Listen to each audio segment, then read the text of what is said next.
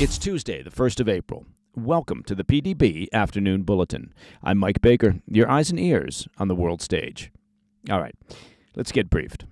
First, as rare public protests against Hamas spread throughout Gaza, the terror group is resorting to executions, torture, and kidnappings to crush any dissent to their rule. Later in the show, an update on the White House's crackdown on illegal migration as border crossings plummet to their lowest levels in decades, and Department of Homeland Security sources report north of 100,000 deportations since President Trump's second term began. But first, today's afternoon spotlight. We'll begin in Gaza, where reports are emerging that the terror group Hamas is turning on its own people, the very people that they claim to be fighting for and representing, cracking down on recent protests with executions, torture, and kidnappings.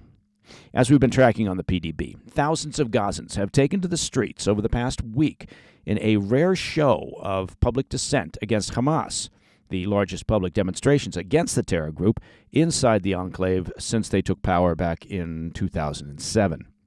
Hamas is increasingly losing the support of local Gazans as frustrations mount over the group's handling of the war, particularly after the fragile ceasefire with Israel broke down just 2 weeks ago. The terror group's response has been, well, exactly what you would expect from an Iranian-funded and supported terrorist organization, with Hamas fighters brutally executing at least 6 of the protesters. Many others have been publicly beaten or kidnapped by the group, and locals say a number of their loved ones still remain missing. That's according to a report from The Telegraph. In an example of the group's actions, Hamas thugs made an example out of a 22-year-old protester. A senior police officer affiliated with the Palestinian Fatah Party told The Telegraph that the militants beat and tortured the young man for nearly 4 hours before dumping his body on his family's doorstep as a warning to others of the consequences of opposing their rule. He was reportedly kidnapped shortly after leaving an anti-Hamas protest last week and was held for several days before Hamas made their savage display.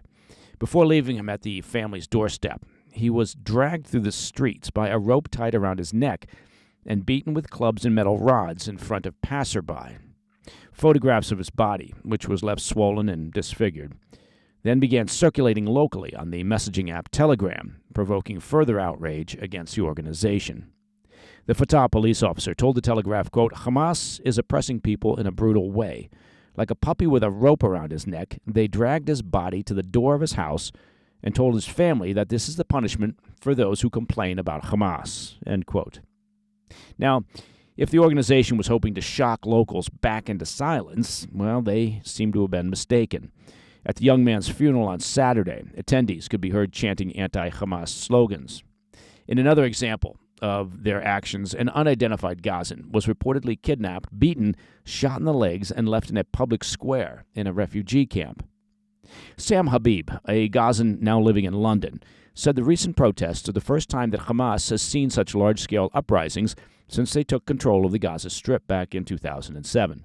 While there have been some small pockets of protests over the years, notably in 2019 and 2023, they were swiftly and violently squashed by Hamas.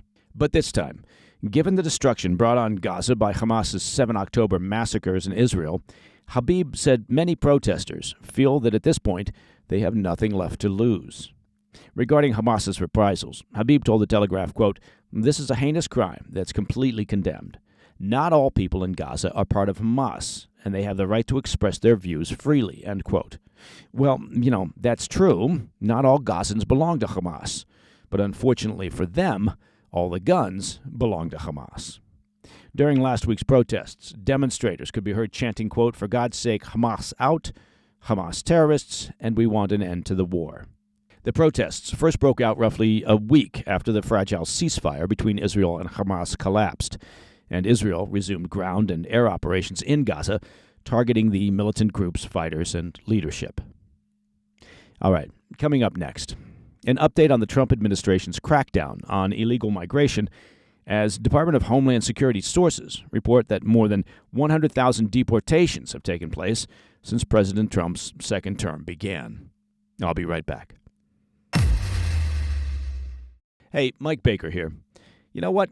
Let's talk beef, right? In a world where everything feels mass-produced, it's refreshing to find something real, well, like the beef from Tri-Tails. Now, Tri-Tails, the business isn't some corporate meat factory. Tri-Tails is a fifth-generation Texas ranch where cattle are pasture-raised, grain-finished, and raised the right way. That is very important. They handle the beef on site and ship it straight to your door. No middleman, no mystery. All their beef is sourced to match the genetics and care they've built their herd on, ensuring consistent marbling, tenderness, and rich flavor in every cut. Small batch, big flavor. You can taste the difference at the moment it hits the grill. Speaking of which, I grilled up a batch of their ribeyes just the other day, and they are delicious. Whether it's a ribeye, a filet, or a New York strip, this is the kind of beef that brings people together. USDA Prime and Choice, hand-packed and ready for your table. And right now, they've got a special offer just for PDB listeners. Go to trybeef.com/PDB and get 2 free flat iron steaks with your first box over $250. That's trybeef.com/PDB. Support real ranchers and eat like you mean it. Welcome back to the PDB Afternoon Bulletin. In the 2 months since President Trump returned to the White House, deportations have surged past 100,000 as the administration maintains the hardline immigration agenda that defined his first term.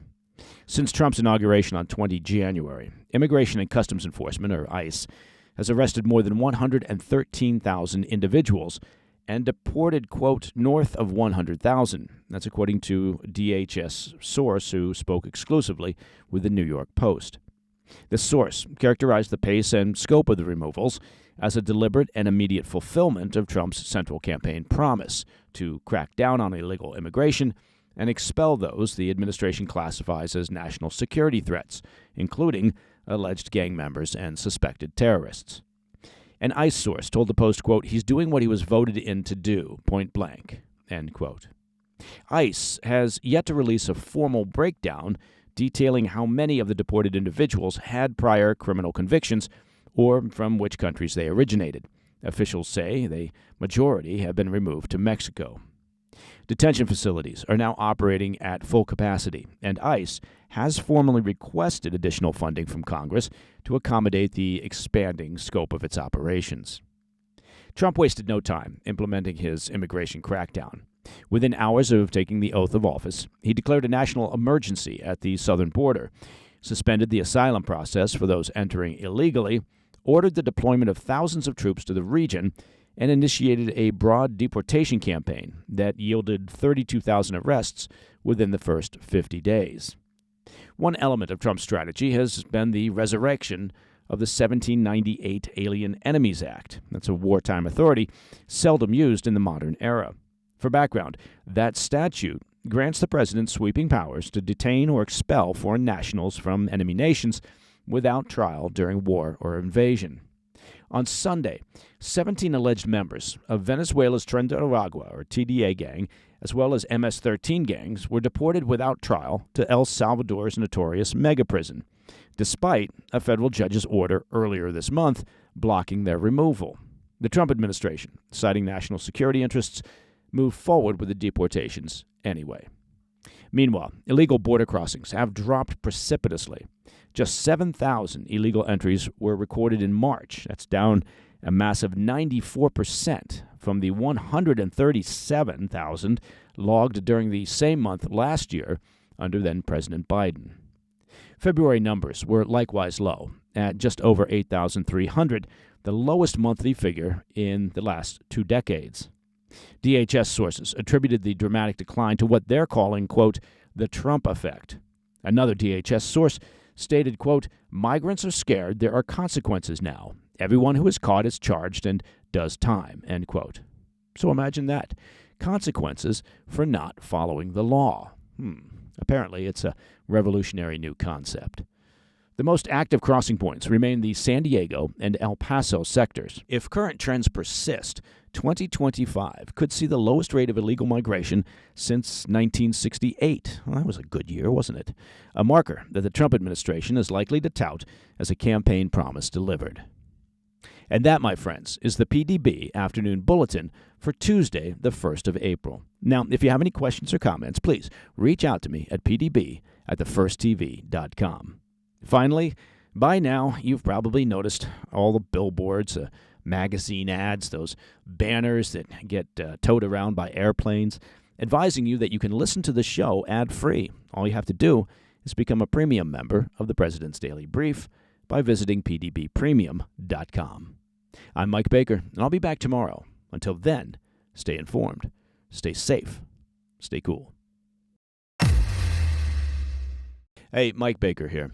Well, look around, and what do you see out there? What do you see? Well, you see tariff wars, and we've got those.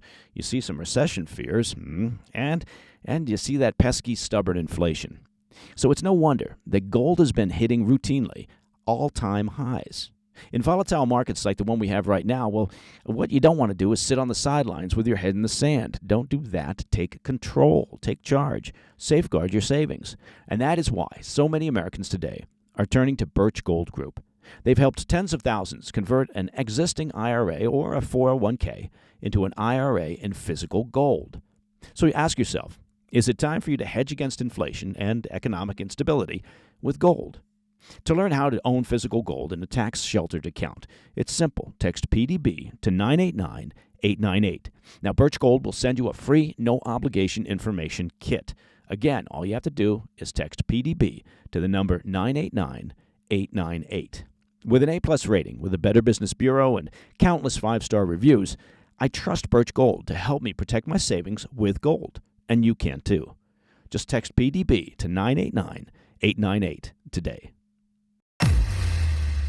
Hey, thanks for tuning in. If you enjoyed this video, don't forget to hit that like button and leave a comment, a really positive, nice, and kind comment. That would be appreciated. And if you're not already subscribed to our channel, make sure to subscribe and turn on notifications so you don't miss any of our daily updates.